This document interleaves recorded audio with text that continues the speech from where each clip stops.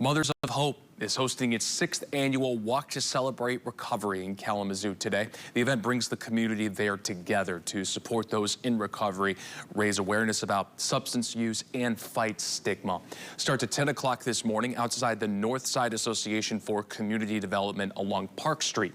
The walk is free to attend and open to everyone. Organizers are also welcoming volunteers and vendors. Donations help fund both the event and ongoing recovery programs. And that takes us to this weekend's conversation. And my first question for the nonprofit's project director was, how do childcare responsibilities and a lack of family-friendly treatment options prevent parents from completing or even entering recovery programs?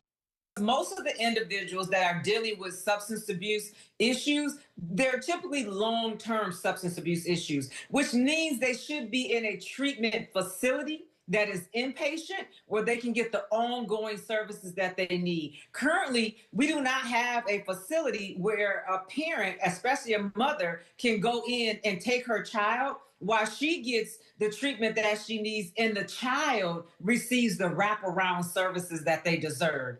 A lot of times, even for recovery meetings, there isn't childcare available. And sometimes that's not the best place for young people to sit and listen to those stories. Although those stories are needed amongst the participants in those groups, it's not often the best place. And so you have individuals who may be court ordered, and you have a lot of individuals who have to come on their own, will that they just don't have that child care available so that they can get the ongoing support, the ongoing, drug treatment that they need so that they can maintain sobriety. What role does the threat of losing custody play in deterring women or any parent from seeking help for substance abuse? So you have a lot of individuals, especially parents, who are afraid to enter into a program or a process that can help them on their recovery journey because they're afraid of losing their children, their family, their home,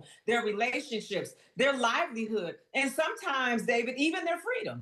And so we want to make sure that we create a safe, home away from home, drug-free environment with no fear of arrest, but the anticipation of having supports.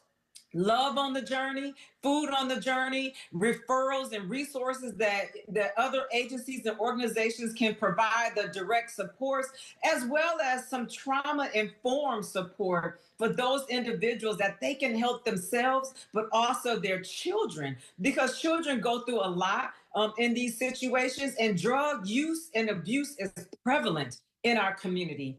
And who gets the brunt of it most is children. And I think we have come a long way to learn how we can support individuals without having to totally dismantle the family and leave the children in even more stressful situations.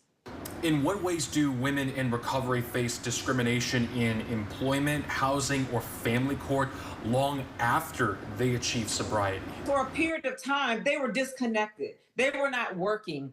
They were not building that resume. So once they do go through a treatment process, they are in recovery, they're looking to reconnect, to work, to maintain their household and support their families.